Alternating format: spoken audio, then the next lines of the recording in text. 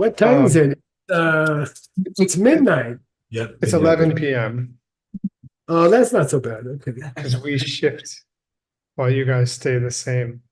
So if you look bored during class, we can excuse you. Yeah, Oh, for that yeah, Nick falls asleep in the middle of Q&As. Hey, Nick, you got any? Oh, by the way, I have almost good news on that thing we were working on. I'm looking forward to hearing about it. No, tomorrow. All right, cool. Thank you. Thank you. And Don't thank me yet. thank you for all the stuff that you ever do ever and everything you have ever done. So, You got any other announcements before I turn it over to Mr. Arao?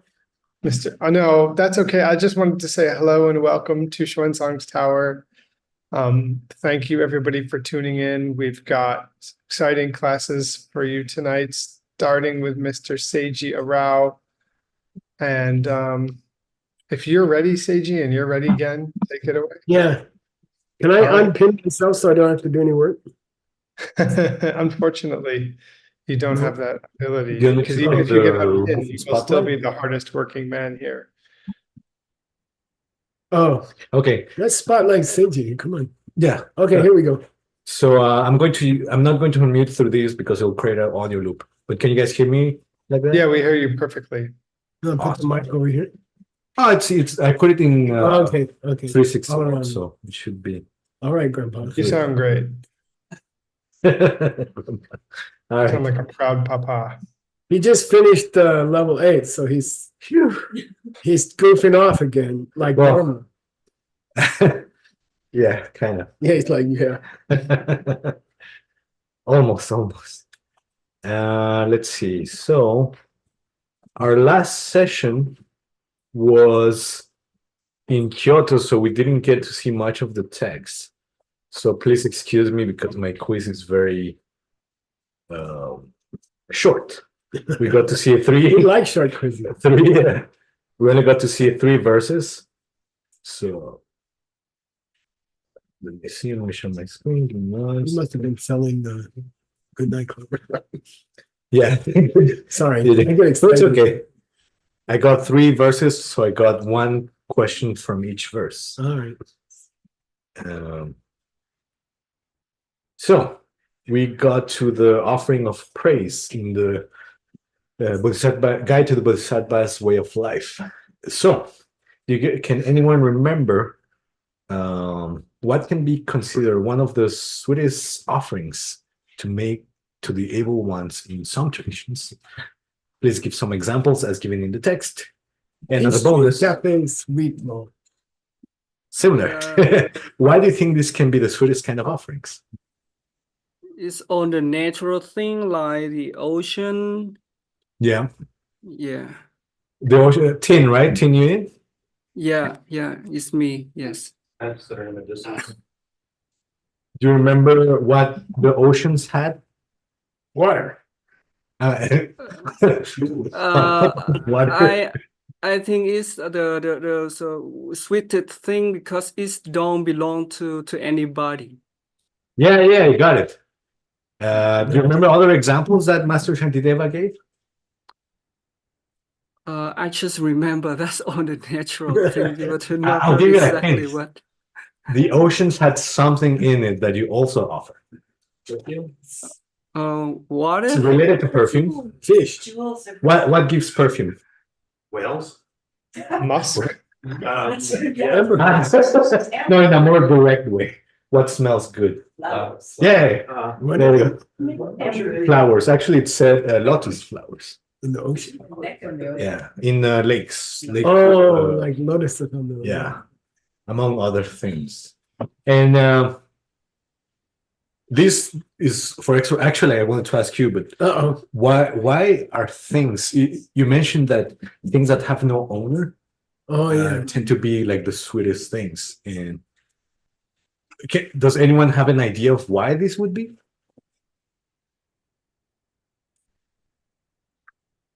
Well, I was just reading a book Hmm.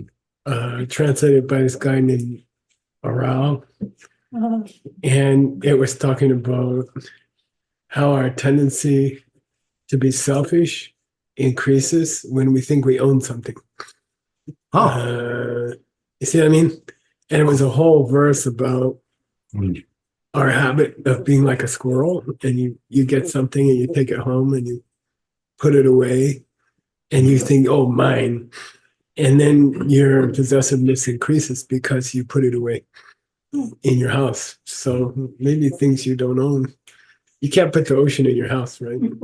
right. So, yeah. Cool. That's what I'm thinking. But what do you guys think? Yeah, it's perfect. It's a pure karma. Hmm. I actually was thinking on the same lines. The sweetest maybe because they're not tainted by self-cherishing. Yeah. Although, And wouldn't maybe you also say that if you? Oh, Maybe you start to feel like a government tax officer that you can take everything from everybody. Mhm. hmm. No, I'm just kidding. Well, question though, if you do feel self-cherishing for some possession and you give it away, wouldn't that be stronger because you're going against that? Awesome. Debate these guys. I That's true. But in a way, you can think that the ocean, if you think about the emptiness of the ocean, Mm. that somehow is connected to you, and that makes you eligible to make that offering.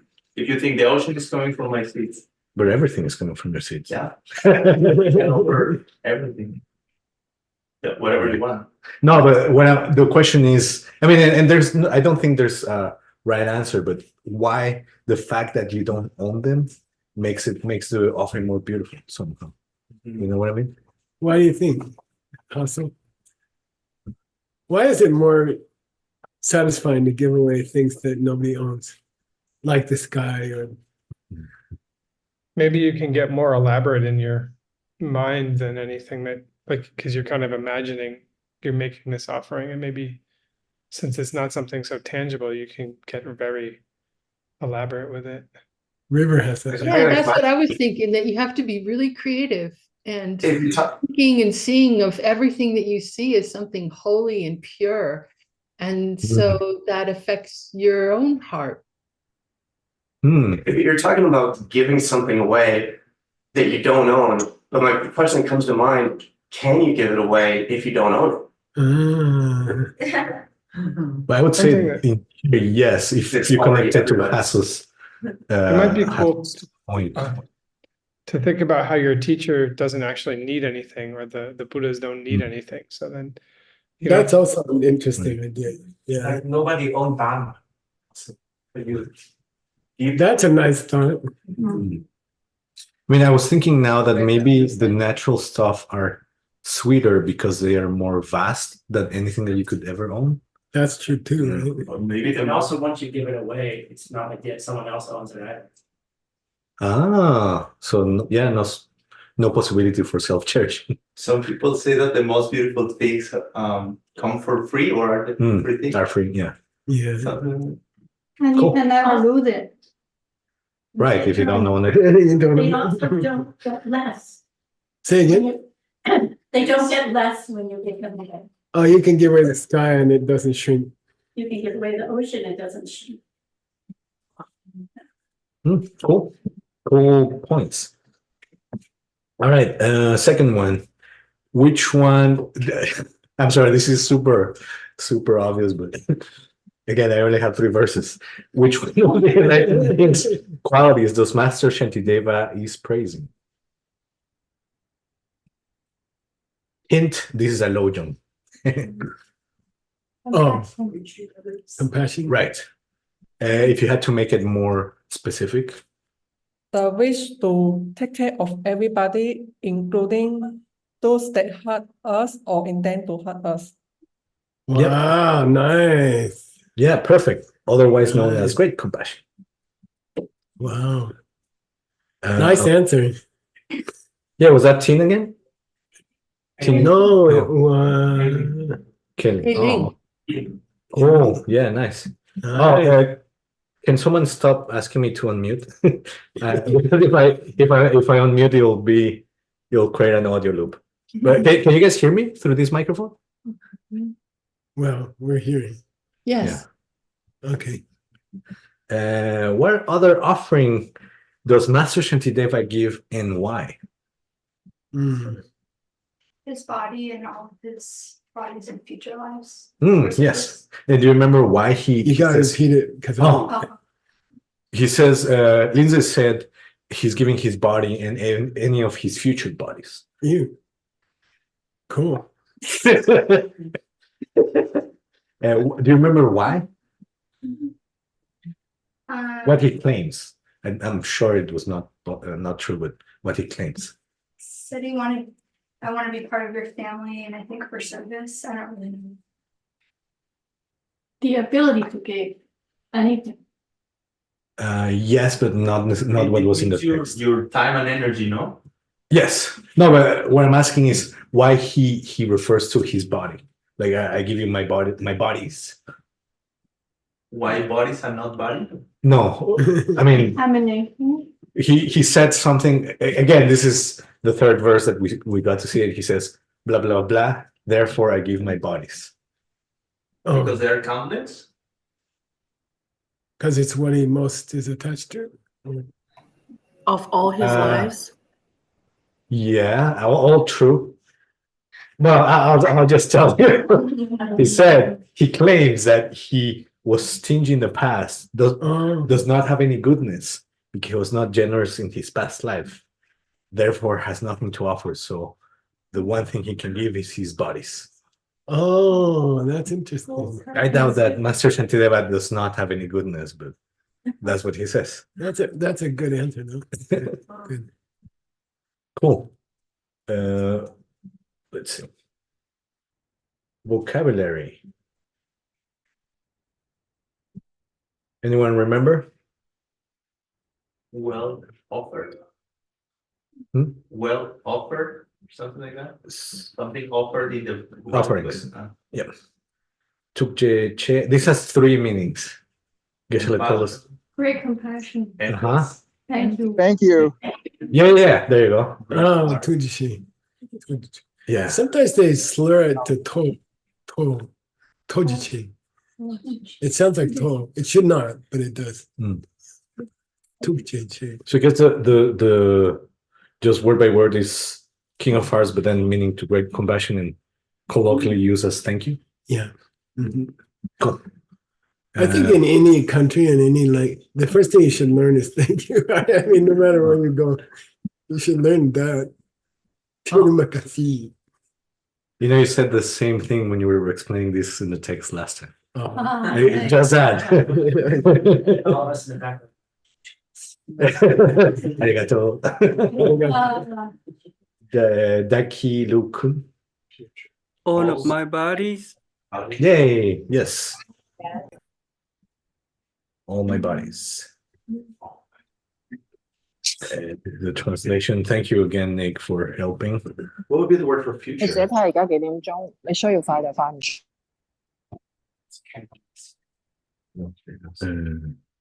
Daki Lu, my future, the kun, I guess, right? Kun is what makes it all. Oh, yeah. I'm just trying to understand this next verse. It's kind of weird. Dani Kiki Yonsa Suina. What if, well,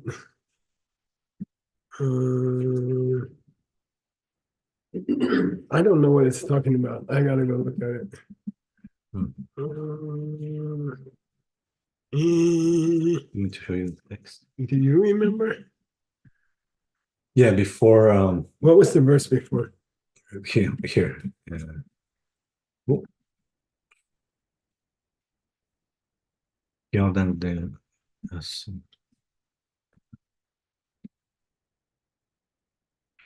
So much. Oh, no. Oh, okay.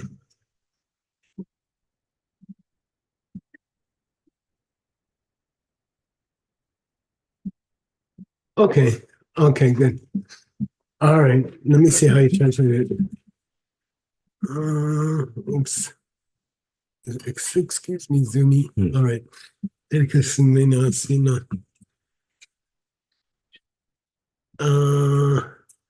Well, what happened in the verse before?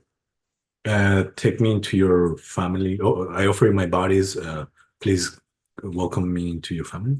Yeah, if it were possible for you to actually take my body, right? Dakni, keiki yonsu sueno.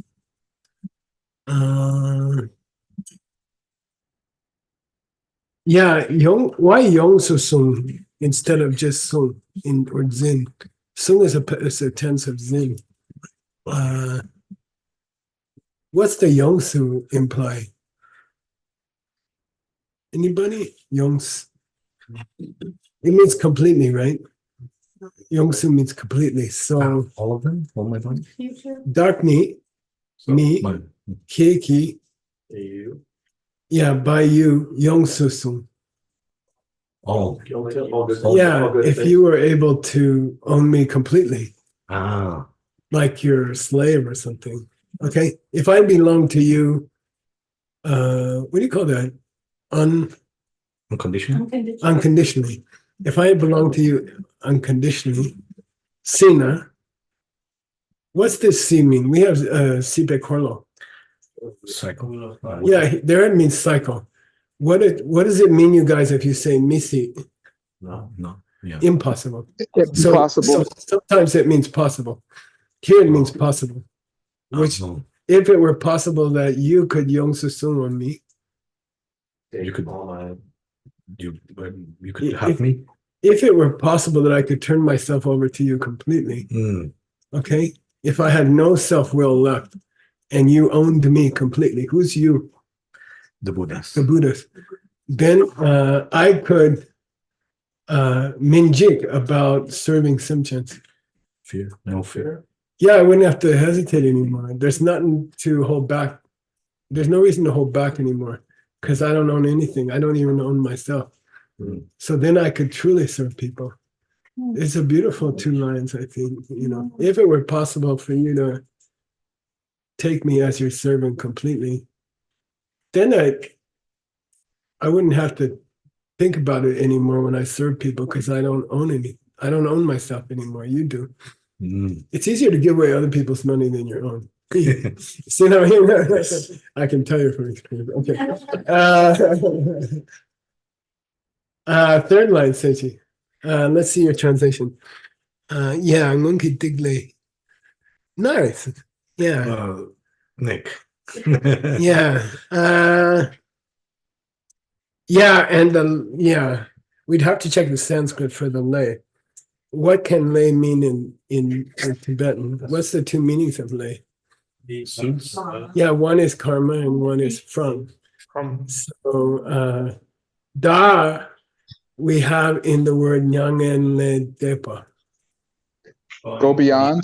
Go beyond pain, which is a Tibetan translation for nirvana. So you don't see that word by itself very frequently, to go beyond. So here it means da. I finally can go beyond my past dikpas. But yeah, I can go beyond my past bad deeds now because I don't own anything about myself. And you're taking care of everything, and I can truly give myself away to other people because I don't have any say about it anymore. It's very beautiful. Okay. It's not up to me, it's up to you. And now I feel liberated to serve other people. Okay. It's beautiful. And Dikpa Shen Yang. Len Che means, it's a difficult word. By the way, these words are difficult because the whole thing is a translation from Sanskrit. The whole poetry is a translation from Sanskrit. And it's unusual Sanskrit. So the translation of it 1,000 years ago is hard. Okay, so we don't say nobody says Lenche anymore. Nobody. So, but Lenche means from now on, what? I will not do any more. Yeah, and there's no reason for me to do more bad deeds. So I got freed of my old bad deeds because you took over my body. And since you own my body, I don't really have the right to do any bad deeds with that body now. It's a cool idea. Cool. You can spend a lot of time with Shantideva. Like if you want something to read instead of your phone, after 10 p.m., you can just take one verse and cook it. You can sit with it, and it's very beautiful. All right, Seiji. Nice translation. Okay. All right, thank you. All right, here we Sorry, go. Venerable Prelate, I sent you the quiz so late. Back to work. All right. Back to work.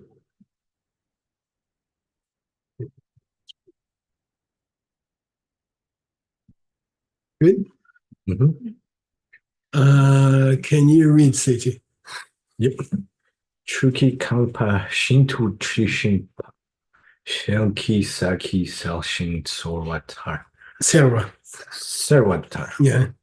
Rinchen Warwe Barwe. Barwe Kewa Kawa. Kawa Ion Den Nice. Mutik O Chaklar Trepater.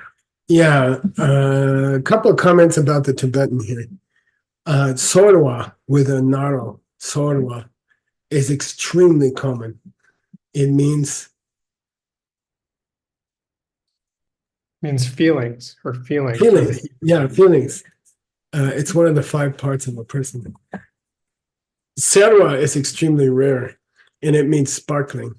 Okay, and so the wood carver wasn't familiar with serwas, so they put sorwa.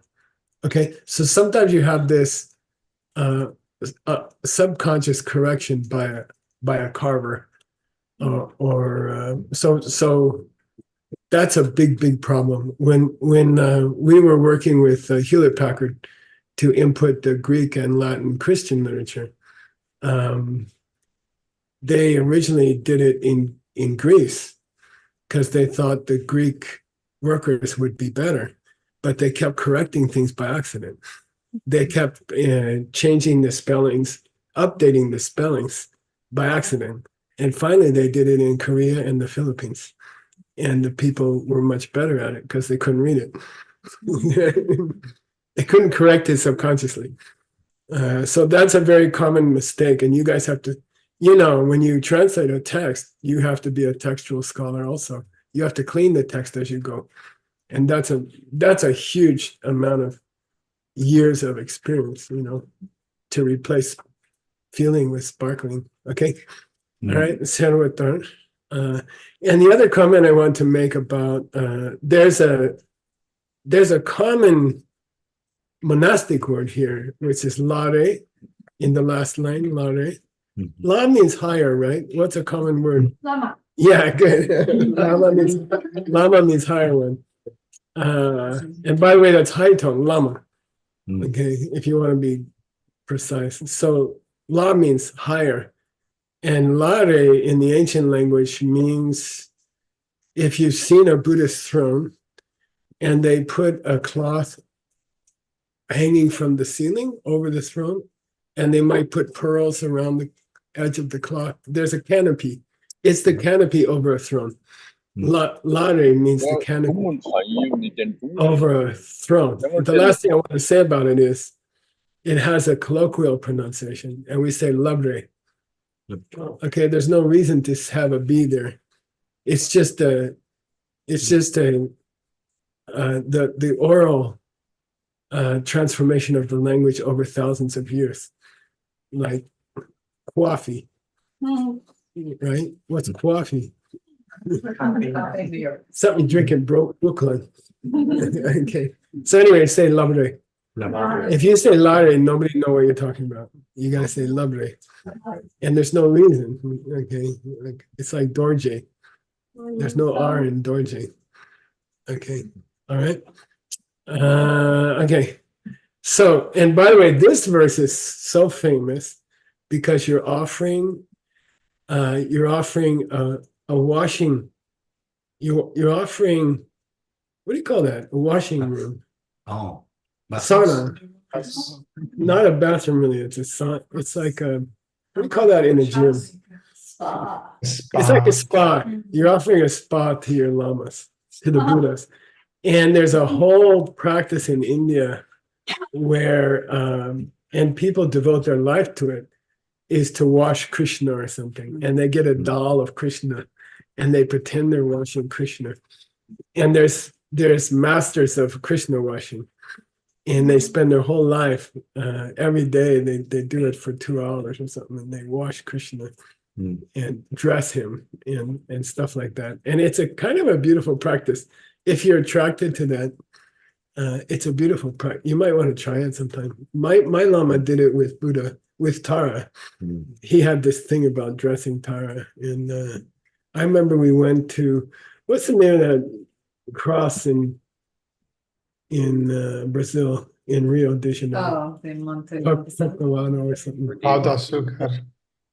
Or Yeah, Cristo. so we were there, and he wasn't interested in the cross. He was interested in these beads that they were selling to the tourists. And he's like, oh, I can buy that for my Tara statue. And he went crazy. And he was buying all of them, you know. And so there is an ancient practice which is very sweet. You know, if you're ever like overworked with your intellectual translations and stuff, just dress your Buddhas or wash your Buddhas. And it's really relaxing and kind of beautiful. Okay. If you have a young child, you can do it with them and pretend they're a Buddha. You know, it's a great practice when you're feeling stressed out. You know, don't translate some logic text. Like wash your Buddha. You know, it's very relaxing. Okay, so and by the way, this verse is so famous that I believe it got put into the Lama Chupa. Okay, maybe it sounds familiar to you. Okay, what's true mean? True? That. True. Wash. Yeah, without the S, it's a measurement. With the S, it means to wash. Okay, what's kangba? That's easy. House. Kangba means a structure of any kind. Like a jakang is a tea house. A sakang is a restaurant. Yeah. There's other kangas that I can't talk to you about. Okay, tricky kamba. Shinto. You know that from Kumpa. Yeah. Super much. Tree. By the way, you can look at the Sanskrit if you want to have fun. But chi shimba. What's chi shimba? Nick? Sweet smelling. Yeah, sweet smelling. And usually shimba means tasty. But with smells, it means sweet smelling. Fragrant. Super fragrant. Okay. Shell is glass or crystal. Okay. And it's a beautiful word. But sheko is a window, for example. Okay. So shell here means crystal. The crystal bathhouse? Sashi.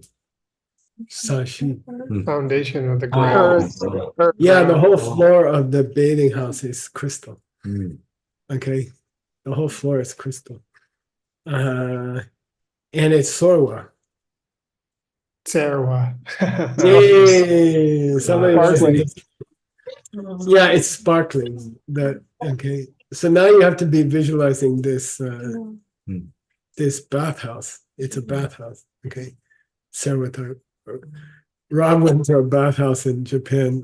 I used to go sometimes, and they wouldn't let him in because he had tattoos. And the yakuza, the gang members fight in the bathhouse. So they made a law that people with tattoos can't come in the bathhouse. So you got to cover them up if you go. Sarwata Rinchen, you know. Barwa. Blazing, burning. Yeah, barm is for a flame up in a big way. Barma means in a big way, like flaming. Kawa. Pillar. You know that from the law.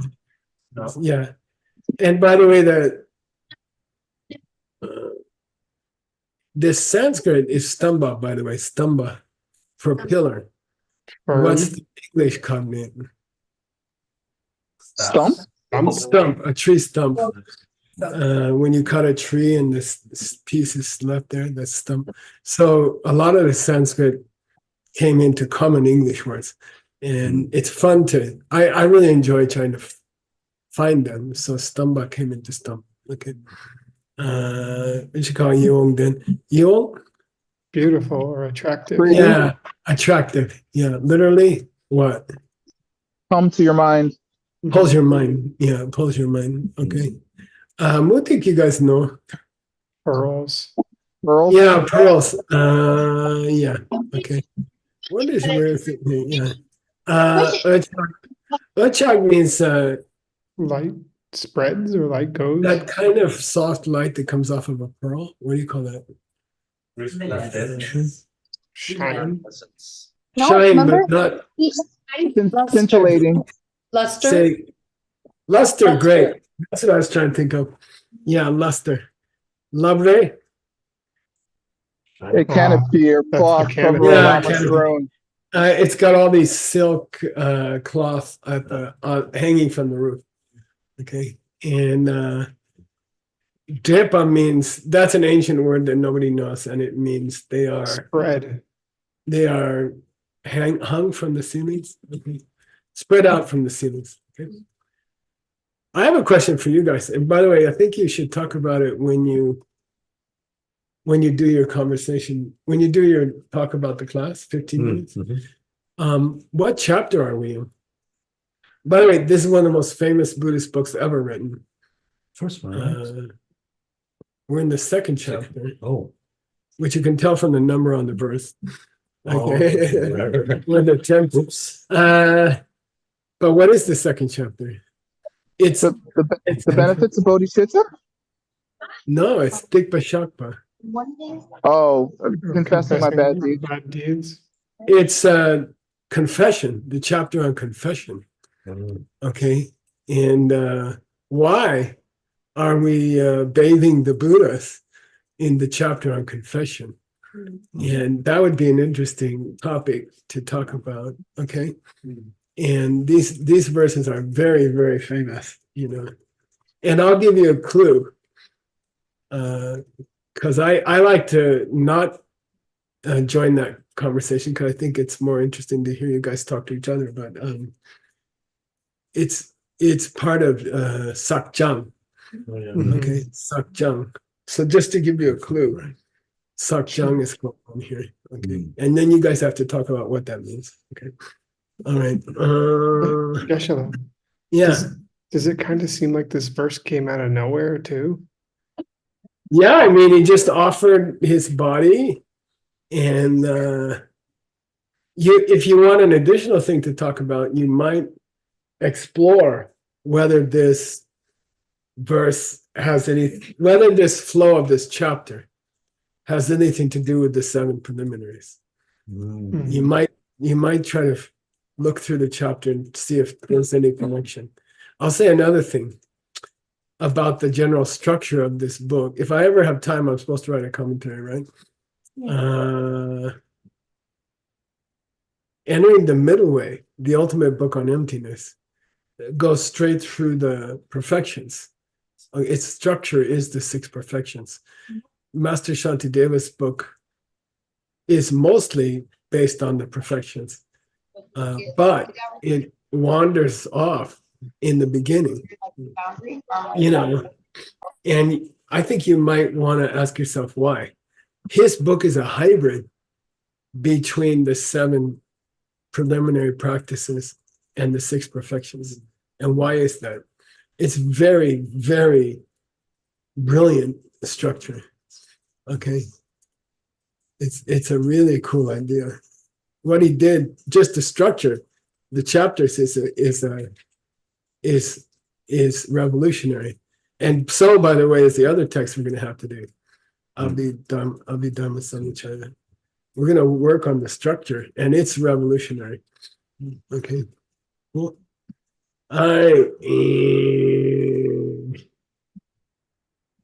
Seiji gets to pick on somebody else. All right, let's see. Tin Nguyen, you there? Yes, I'm here. Yeah. Can you go for it? Yeah, thank you, Professor Seiji. Te Shin Shek Tang Te Yi Se Nam La Rin Chen Pumpa Mangpo Chu Ki Chu Yi Ong Lekpa Kang Wa Lu Tang Ni. Runmo, Chepa, Tume, Kutu, Sun. Good. Nice pronunciation. Yay. Seiji, Intuition, Michael. Relationship. Those gone. Tathagata. Yeah, Tathagata. Those who went that way. Deshishepa. Meaning The Buddhas. Buddhas, along with their say. And I'll give $100 if you say it correct. Daughters and sons. $100. Yeah. Yeah. For 2,000 years, they've mistranslated it as sons. And it means daughters and sons. Okay? Hey, wow, instantaneous gratification. They say number. So to the Buddhas and their daughters and their sons, okay, to them, I offer you Rinchen. Bao. Bao ma? Precious. Ma. Jeweled faces. Bao. Bao. Bao. Not the ma. Bao. Okay. Rinchen. Rinchen can be precious or it can be jewel. Bumpa. Jeweled vases. You can, yeah, and in your mind, you can think of a vase that has jewels studding it. But very often in scripture, the thing is made of solid ruby or solid sapphire or solid diamond, you know, like a whole bowl is carved out of diamond or something. Listen, they're like, go for it, you know, okay? Rinchen Bumba Mambo, many of those. But Incense. yeah, but means incense, but this is chew mixed with book. So perfume. Yeah, it's perfumed water. It's water that smells of. What's a very popular one that's easy to make? Rose? Oh. Saffron water. Just drop some saffron on overnight, and it makes a beautiful scented water. Yeah. Okay, sure. Yuong. Yuong. Yuong means, yeah, attractive. Gang comes from kang. To fill?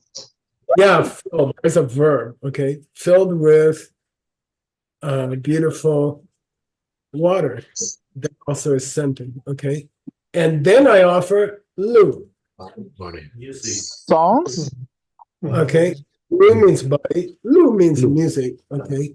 What's the Sanskrit? I thought you might like to learn the Sanskrit. Is Gita, like Bhagavad Gita. Say Gita. Gita. Yeah, long I. Gita. So Gita means lu. The Sanskrit here, you can see the Sanskrit up here. Where'd it go? Yeah, Sagita means along with music, along with song. Okay, sa means together with, and Gita means music, okay, or a song. So Bhagavad Gita is a song of the Blessed One or something, okay? Is it related to guitar? I didn't think of that. Probably, might be. There is a name in German, Gita. I had trouble finding an English cognate. The root is ga. Okay, so all Sanskrit words have a root, ga. This one is ga. And I looked up Indo-European, which is sekva, and that came, the GW is probably from Gita, from ga. Okay. Then saga. Yeah. Gaiety. In the sense of happiness? Or? Yeah. You know. Could be. Could be. Yeah, it could be. Okay. All right. So anyway, it's good. When I when I choose a Sanskrit word for you to learn, you should learn it. Okay, so Gita. And you should learn Gita. It's a very important word in India. It is the most important book in India, in history. Yeah. And if you don't know what's the Gita, then you're kind of a loser. What are you reading? I'm reading the Gita because Gandhiji said we should. That was Gandhiji's thing, to read the Gita every night. So, okay. And by the way, the fourth course of YSI will be the Gita. Okay, that will start next year. Okay, if we survive. Ludangmi, and I offer Rumo. Rumo means Fun. played music rather than sung music. Lu means singing music. Oh. Rumo means music played with instruments. Okay. How many songs do you offer? Duma. A lot. Yeah, many. Okay. With lots of different things.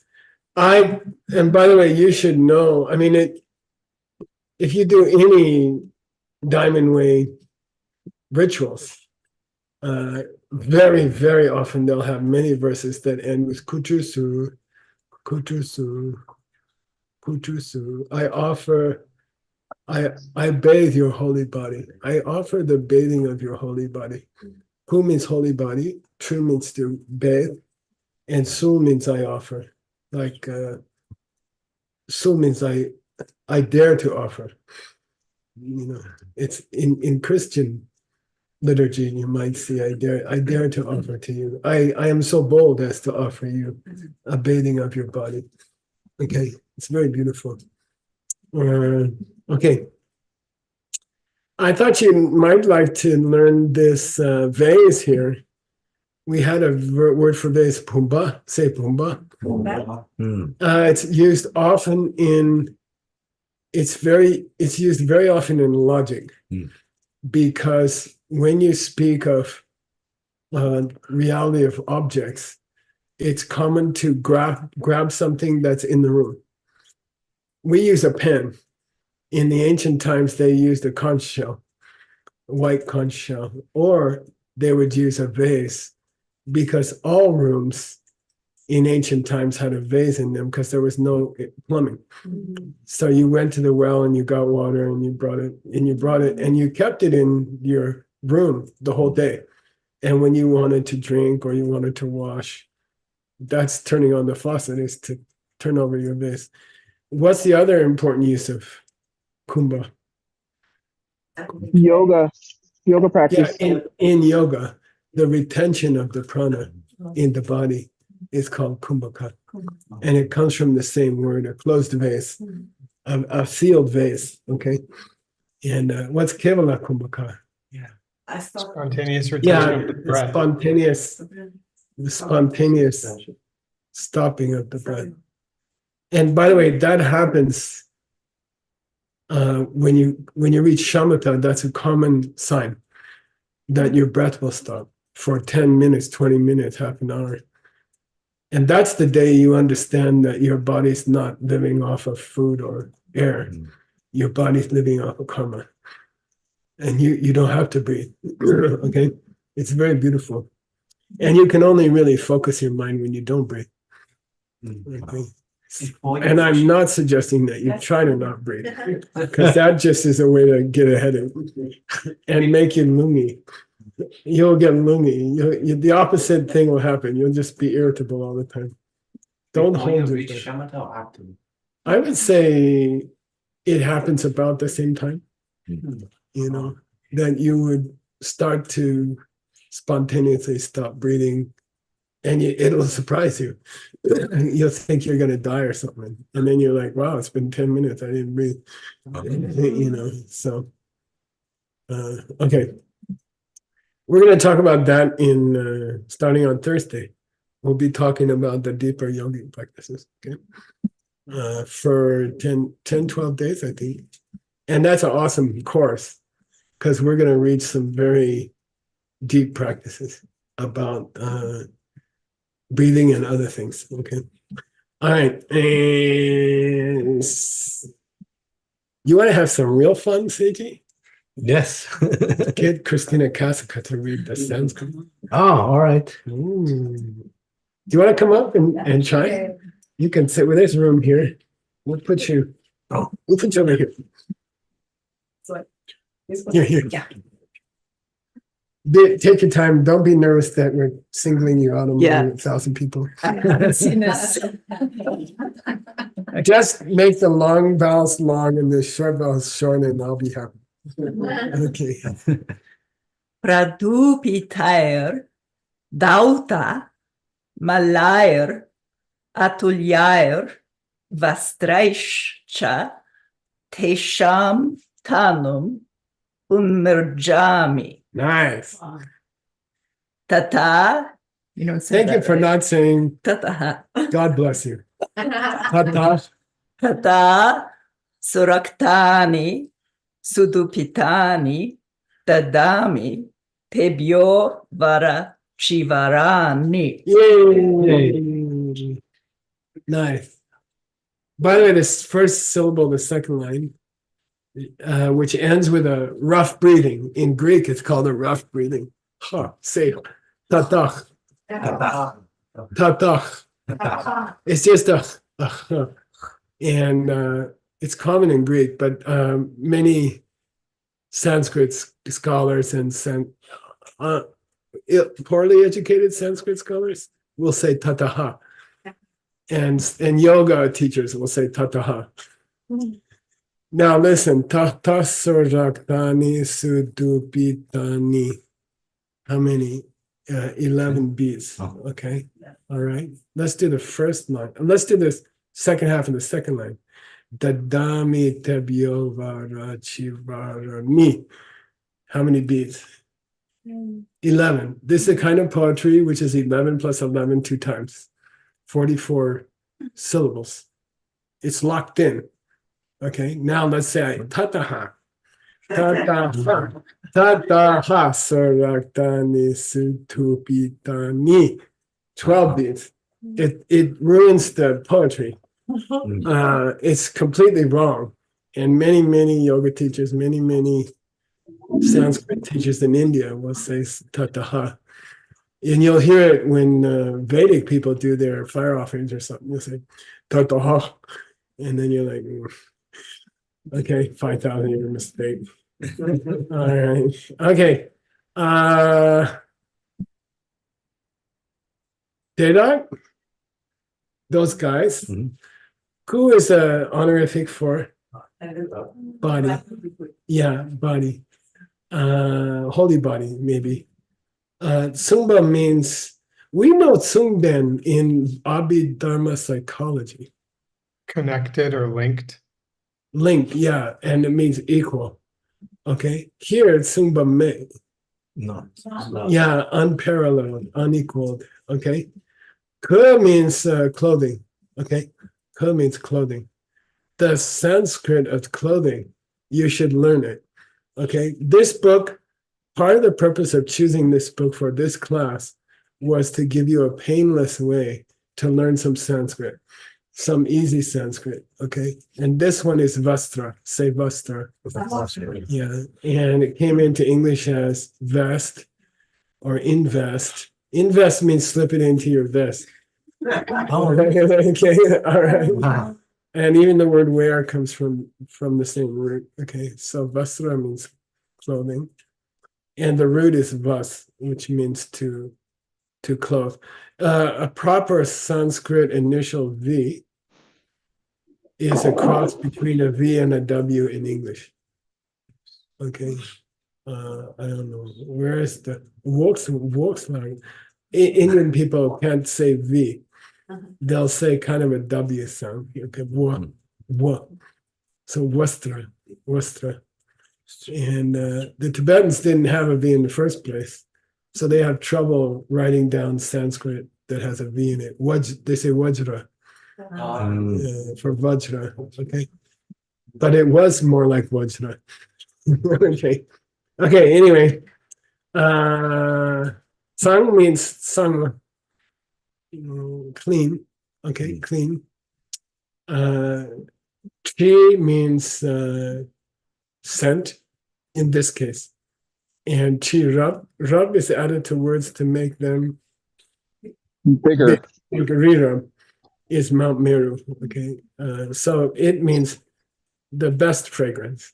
Okay, Good means to smear something, and we had it in my book. In the mind only school. And this was the verb that was used to describe how mental seeds are put into the mind. And they said, "Ge," their scent is imparted to the mind. You see what I mean? Smeared, but also in the sense of a scent, smeared onto cloth or something. Okay. Karma is implanted in the mind in the manner of perfume being sprayed on your dress before a date. Or something okay, like that, okay? Gope, who, again, high honorific body. Chi means to wipe somebody. What's a shabchi? A attendant to a High Lama. Yeah, an attendant to a high lama is called a shabchi. And shab means the feet. Holy. And they are the person who's supposed to wipe the feet of the lama. Feet wiper, yeah. And some people take it nowadays as an insult. And I was very honored when people called me my teacher Shabji. I was like, thank you, because it's a very honorable way to refer to a student. You are the foot wiper of your lama. And it's a compliment. To me, it's a compliment. It's a high compliment, So Jesus was a foot wiper. Okay. All right. Dene de la. After that, to those guys, Kado, Karmar, first subject of all logic books. Color. Color, yeah. Kado is color. The first subject of the Geshe course is Kado Karmar, debate on colors. Okay, and it's not a kids' debate; it's a deep debate. Anyway, Kado, let you know. Goodly? Lexo? It's a high word for good. Somebody was telling me about a lama, Gelek Rinpoche. That means goodness, okay?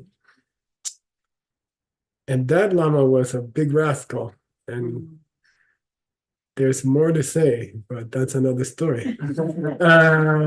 Gyurwa means to change, okay?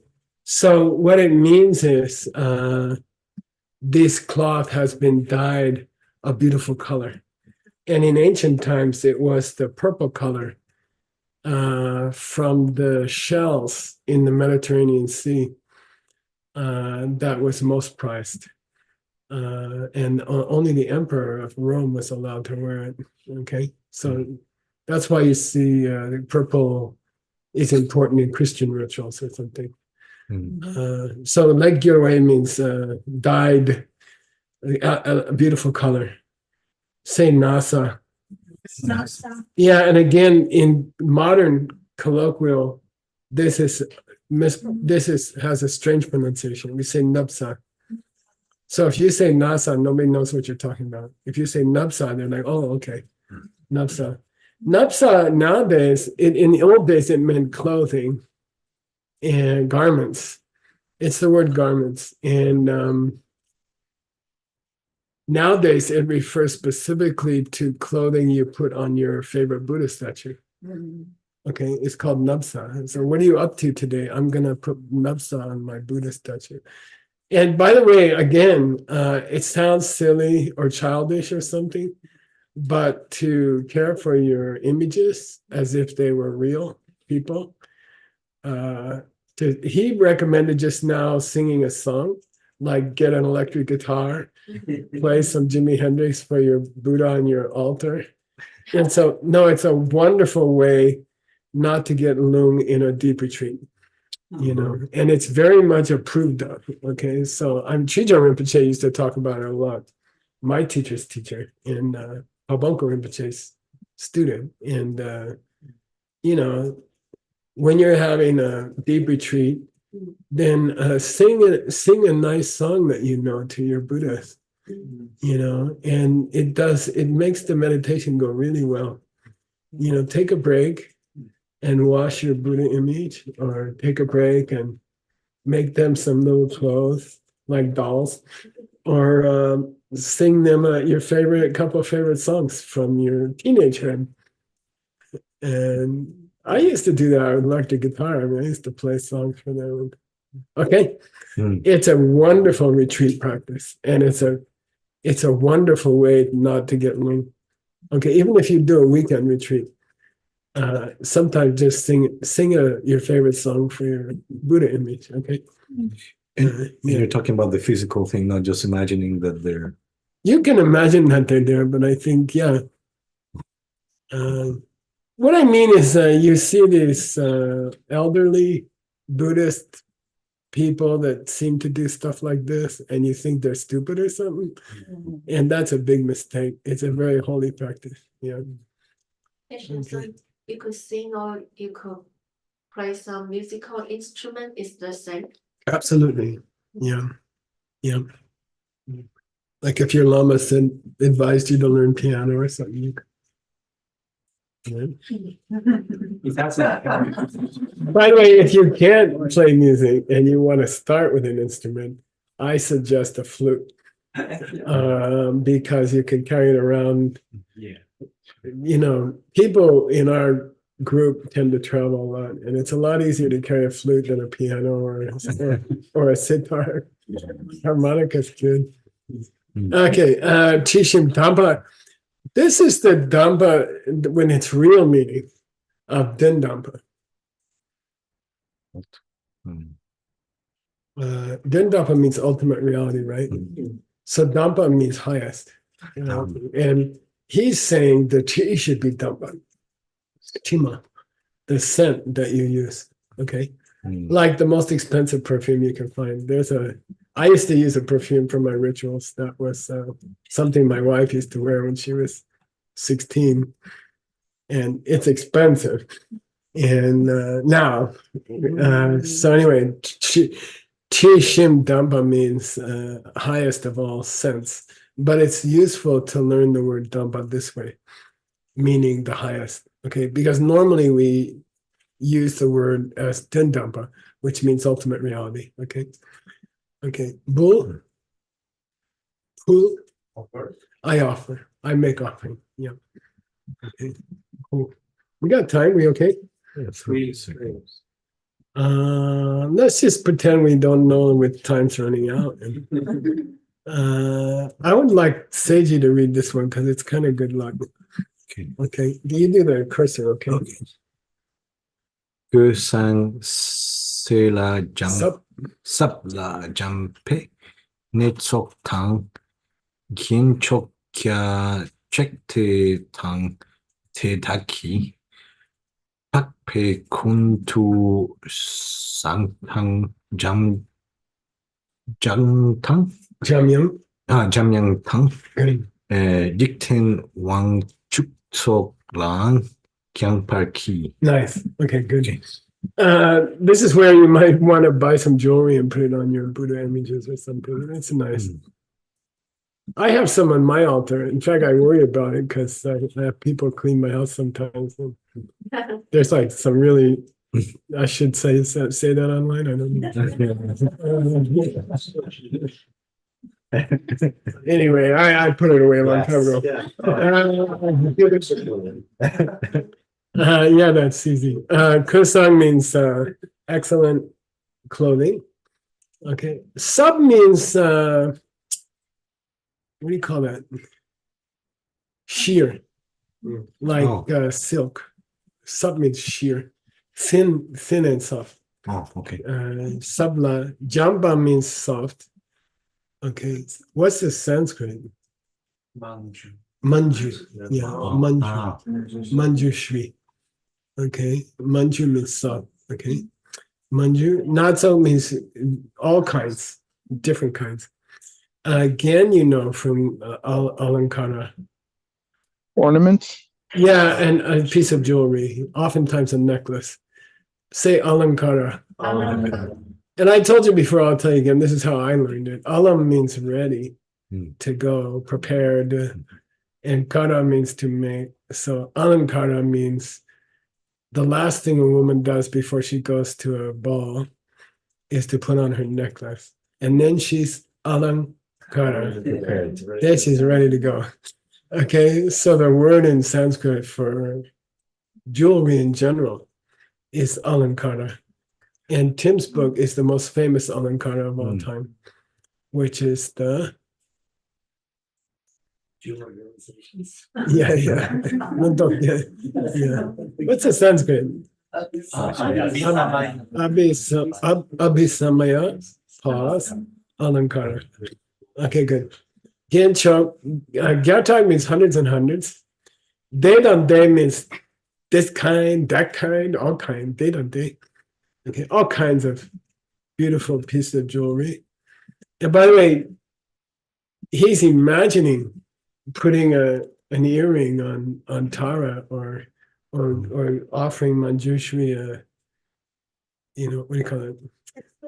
A bracelet or something. And again, you can do that with your images or something. Okay. Parpa means Arya, right? Kundusambo is Samantha Bhadra. Samantha Bhadra is a famous Bodhisattva. And he's most famous for his what do you call it? Innovating the offering of filling the sky with roses. Okay. To be honest, that's what he's most famous for. So they'll say Samantha Bhadra's offering. And there's an additional feature of that offering where when you make it to one Buddha, it appears to all Buddhas. So if you offer a rose to one Buddha, Samantha Bhadra style, every Buddha in the universe suddenly sees a rose in front of them. Okay, isn't that cool? So you fill the sky with these multi-purpose roses. Okay, that's Samantha Bhadra. Jamyang, you know. Yeah, so there's a synonym for Manjushri. You can say Manju Korsha, say Manju Korsha, or you can say Manju Shri. So Manju means soft, and Shri means glorious, okay, shining and glorious. Korsha means throat or voice. So you can call him gentle voice. I like to call him gentle voice.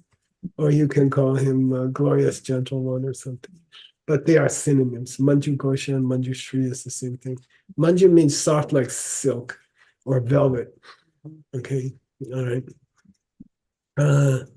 Jigten Wangchuk. Jigten here, the word in Sanskrit for world is loka. Okay, and then Wangchuk is Ishvara. Ishvara. Say Ishvara. Ishvara. Loka. Ishvara. Lokeshvara. Okay. And then if he's looking down, he's Avalokitishvara. Avalokitishvara. Okay. Avalokeshvara. So Ishvara means Lord of the world, of the universe, and Loka means with the world. And that comes from an ancient root roch, which means to shine. Okay. All right. Like lucid comes from that. Okay, like that. Okay. All right. I think we did this Alankara. We did We're over Lokeshvara. time, yeah. Yeah, okay. So sometimes he's called Lokeshvara, and sometimes he's called Avalokiteshvara, if he's looking downwards. Okay. And in Chinese, as I understand it, Guanyin, it was changed to not the one who looks down, but the one who hears the sounds of all suffering beings. Yeah. The mom who hears the baby crying and the husband sleeps through it. Very famous. It's a beautiful thing, right? Avalokiteshvara means the mom who wakes up and takes care of the baby when the husband sleeps through it. Okay. If you're interested, Ishvara means best wish, and whiskey is related to that, Robert Haggerty. Important to all Irish people. Okay, yeah. Ishvara means the one who gets their favorite wish. Okay, so, and whiskey comes from that. All right, Satan's gonna wish. From the root is ish. Oh, okay. Yeah. Ishvara means they get the best wish. And it means the Lord. So the idea is that like if you kill a deer for the king and it's taken to the palace, he gets to choose the part he wants first. And he's Ishvara. Okay. Yeah, Ishvara. Okay. All right. Seiji's gonna translate 14 and 15. Okay. For next time. Okay. And this this book right now, it feels a little bit devotional or something. Oh, they're just offering stuff. It's getting a little boring, but the idea is you cannot understand one of the greatest presentations of emptiness in history if you don't go through this part first. Okay. And so this book is built in a very consciously cool way. They force you to dress the Buddha and spray him with cologne. And then you have enough karma to understand the emptiness teachings after that. It's very cool. The book is it's got everything in it, you see. You're forced to go through the silly little offerings. And then that good karma improves your mental state. By the time you get to the 9th chapter, which has more people got lost in this 9th chapter than any book in history. So you better do your little perfume sprays, okay? While you're in this chapter.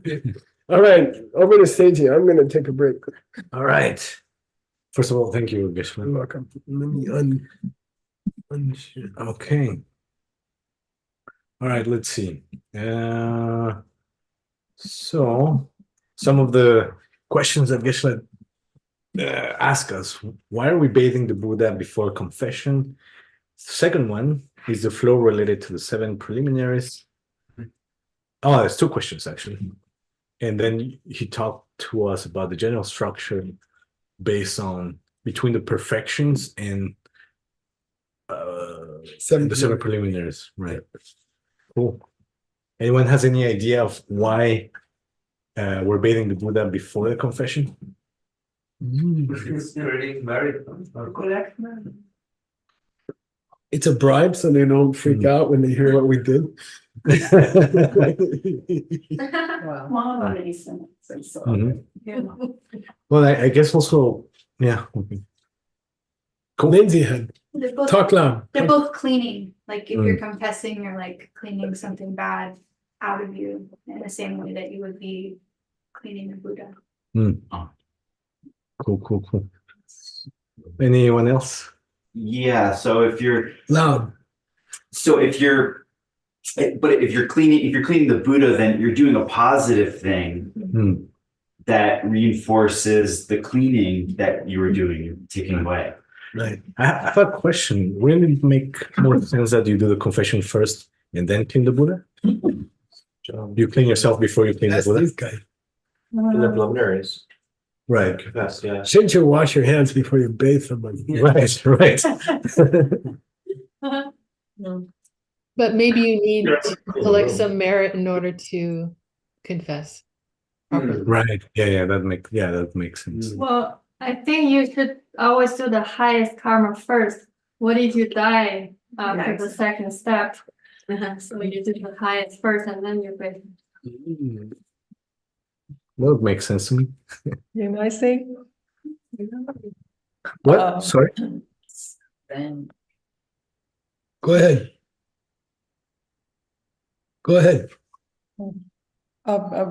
I guess because the Buddha is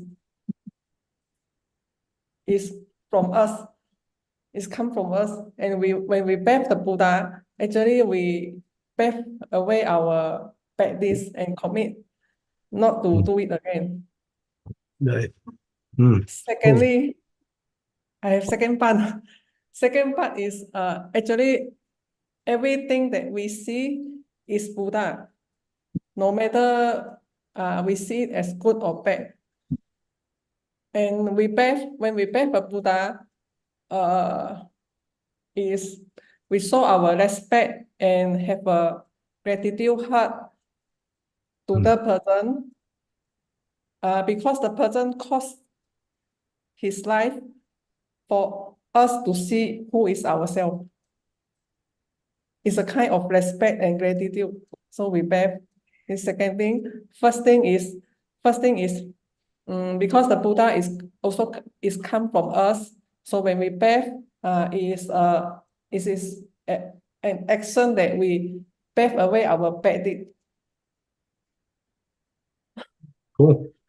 Yeah. And I have a question. How can we use this principle for something we can do in our daily life? How can you make this a practice in our daily life, in our, let's say, day to day? My favorite practice is to higher. Yeah, louder, please. Yeah. My favorite practice is driving in my car and putting like a good song and singing and dedicate that. Yeah. I imagine I'm singing to my Lama. Nice. So Cool. it's like an offering, Right. for example. Cool. Nice. Here, you seem like you want to say something.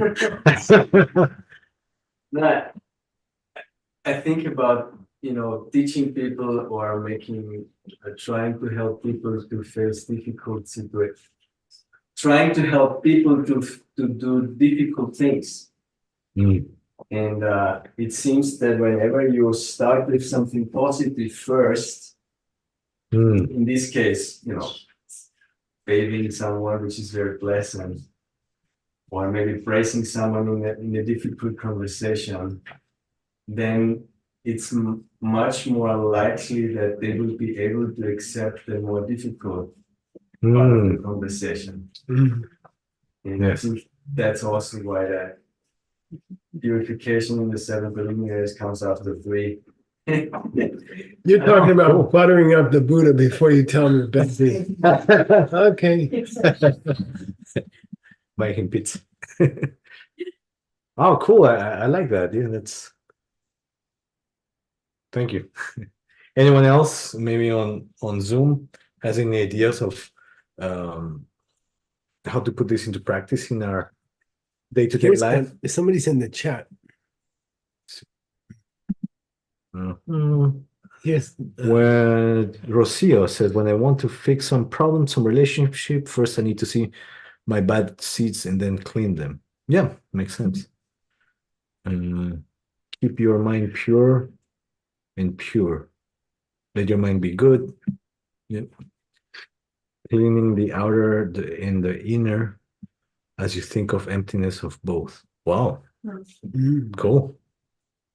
There's something I remember our teacher saying about kind of wild offerings, right? When a teacher seems to make an offering to a statue or so much of what we do is motivated towards some sort of return we're hoping to get in the world. And there's something radical about making an offering or doing something that like it's not going to help you in an ordinary way to make an offering. Most of the things I do in my life, I'm always thinking about, even if I give you something, I want you to like me. I want you to think I'm a nice guy, and that's fine and it's lovely. But there's something about making an offering alone in a room with a statue or a picture that is just about me and that act of goodness and hoping it can go towards something special. And I can't get anything else out of it. And every now and then making an offering like that to remember that I'm shooting for something higher than anyone other than my own seeds can give me. Yeah, Beautiful. I like that. Beautiful. Thank you, Ben. Yeah, beautiful. When you were saying that, it reminded me of when I was learning Tonglen, that the book that I was reading, it said that whenever you get something nice, you just give it away. It's kind of like that, just without expecting anything. I like that. Thank you, Ben. Yay. Yay. Got one time for one more Ben, person. before you go.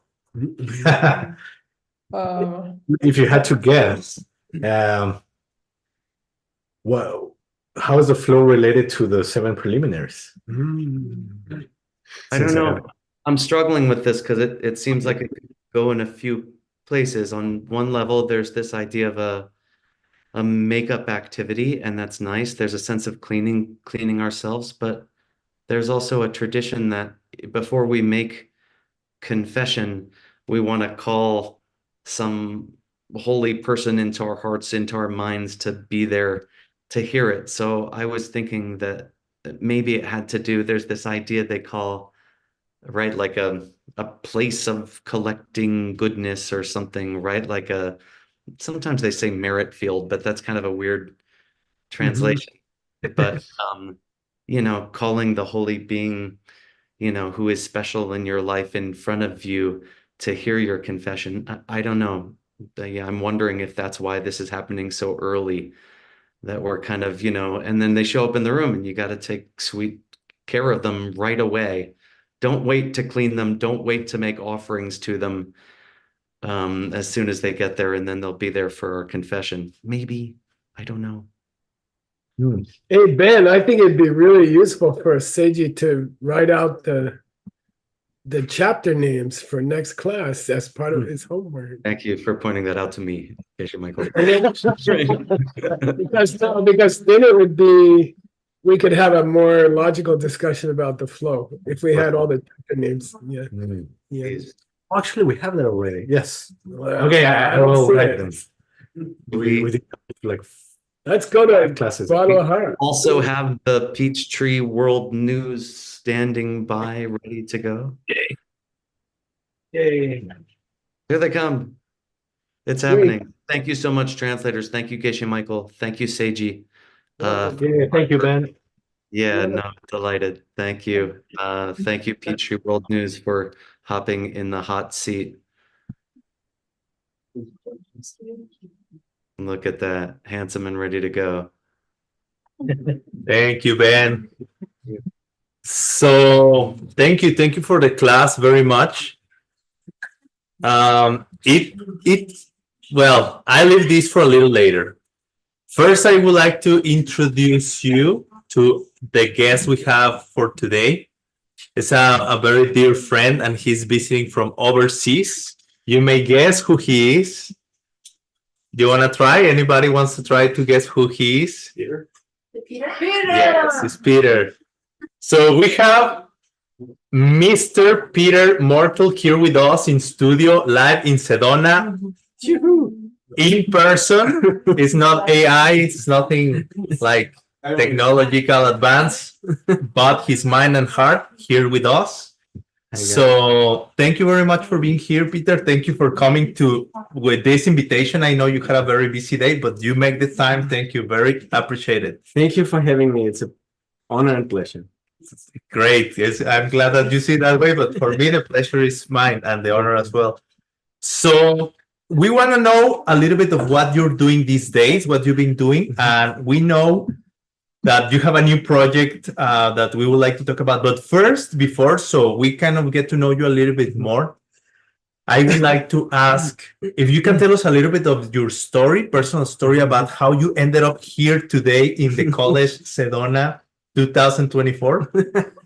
How many years ago you started, and well, how did you find this ancient wisdom, and how little by little you think ended up here today? Thank you, Juan. It's a good question. I just did an interview with Hector, actually. That's why I was a little late about his story. So it's a fast karma coming back. I met Geshe Michael through a book for the first time in 2007. At that time, I lived in Sweden already for 8 years or something like that. More, 10 years. And I was married. I had my mother had died, and my daughter was born exactly a year ago. So that was a very traumatic period for me to see how fast life comes and goes. And then the owner of the software company that I worked for and I was a partner in, he sent me the Dannenkarte in English to Sweden. And that when I read that book, I remember specifically I was in the Swedish Silicon Valley, where Ericsson and Nokia had all the offices, and I read the book and I just started crying a lot. And I was like, I felt like the Russian secret services, the Spetsnaz, being somewhere in the United States and getting the call, and I have to wake up and do your thing in a positive way. Yeah.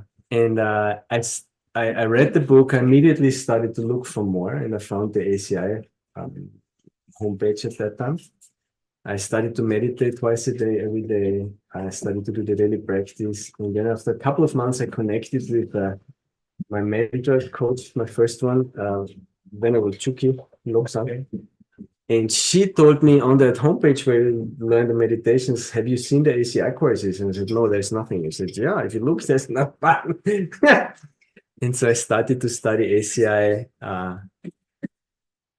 wildly, like a lot. The ancient wisdom. Exactly. Yeah. I started to study the ancient wisdom. And then in 2009, my mentor at that time, she allowed me to come to Diamond Mountain, and I figured out on the map where Arizona was and Tucson. And then I looked at Google, where's Diamond Mountain, and there was nothing.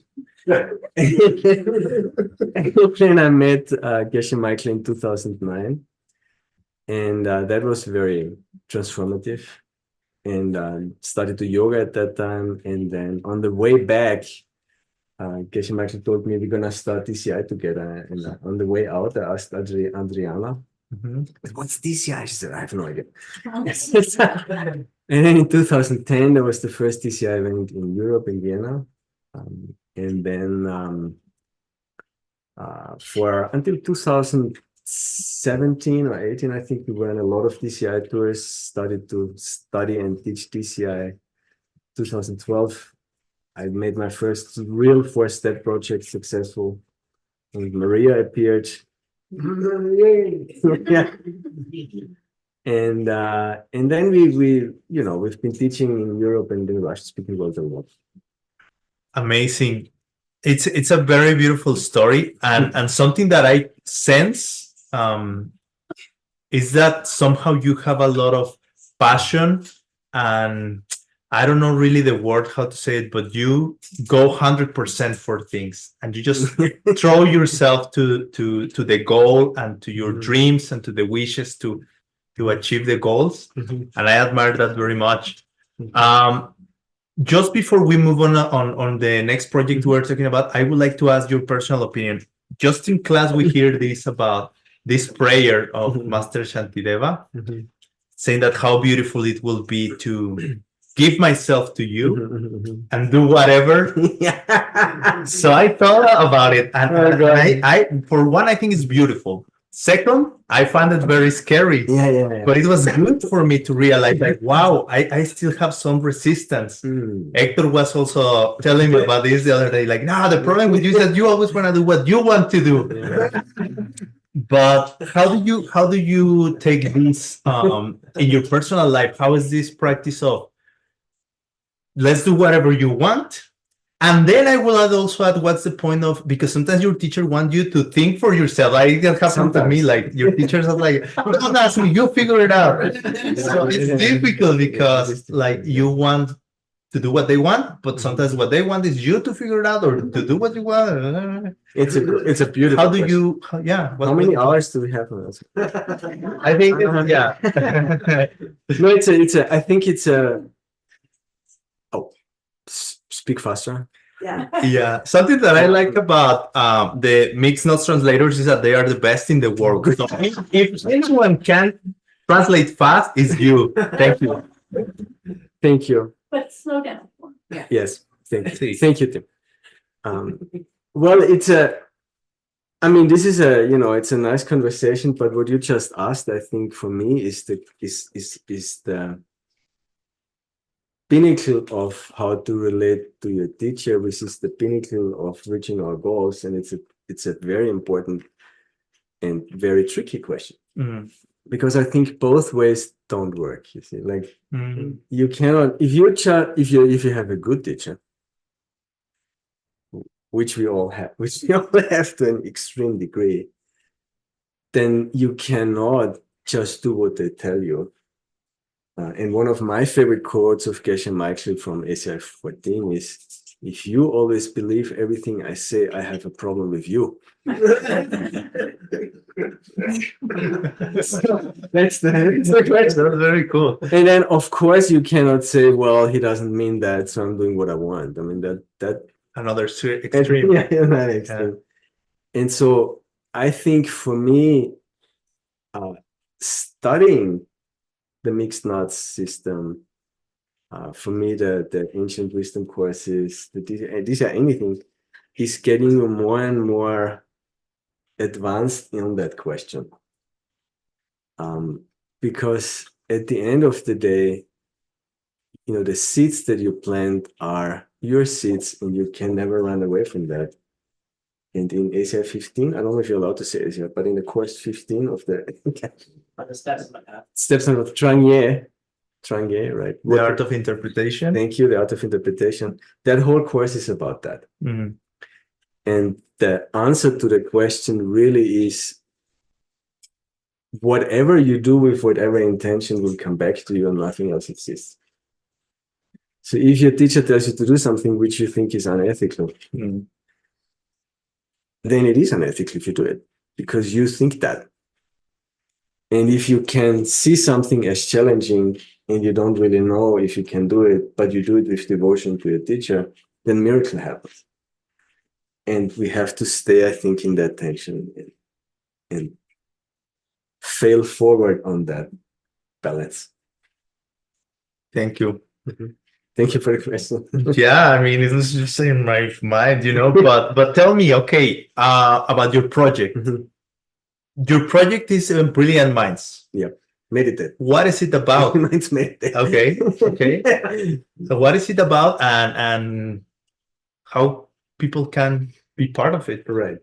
Well, so when Maria and me, when we are looking for projects, we're usually trying to find ways that support the whole worldview organizations. And we're trying to looking for things that are maybe not other people are doing, so we can reach people in a new way. Okay. And for me, the three extraordinary trainings, morality, meditation, and wisdom, meditation is right in the middle. It's difficult to hook people up by saying you should be moral.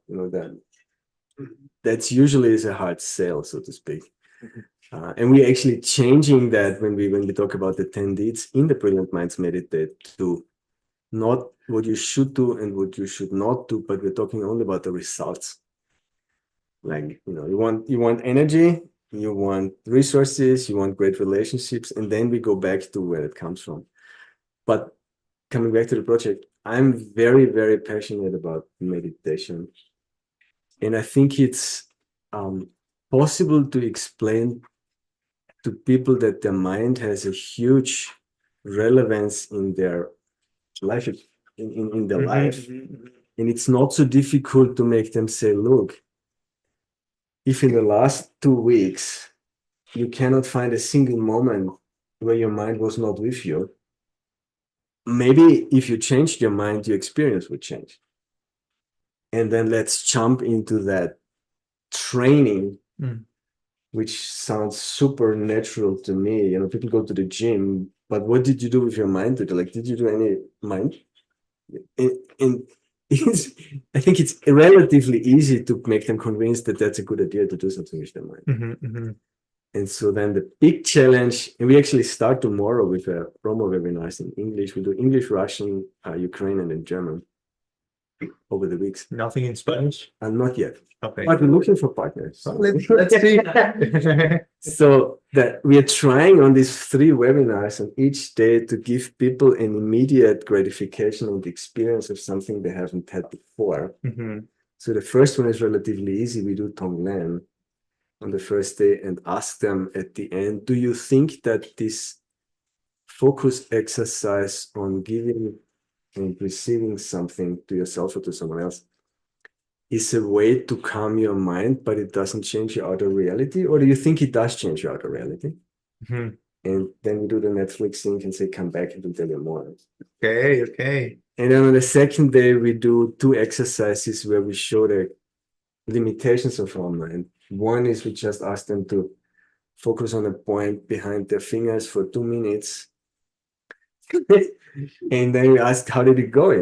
Was there any energy that tried to drag you away from that focus point? And if so, does that have a cause? And can you change it? And why did you get bored after 2 minutes? You wasted so many 2 minutes in your lives already. What's the problem? And the second exercise on the second day where we go into time, back and forward, and ask them how would it be if you could expand that? And then we finish with the pen, and then we do a 21-day program.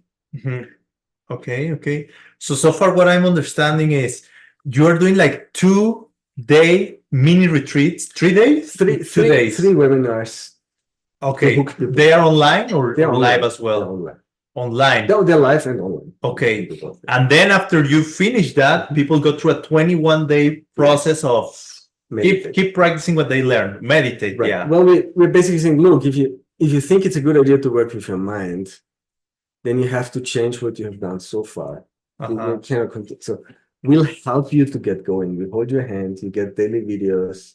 You get live Q&As, and we help you to get a good meditation object. So can you call this a little bit as a meditation training system? Yes. Not meditation teacher training system like what Hector does, but we started with that last year, which was very successful, but we need new people who want to start to meditate. So it's going to be several levels, and eventually you get to a meditation teacher training. Cool. I would like if the person sharing the flyer, yes, thank you very much.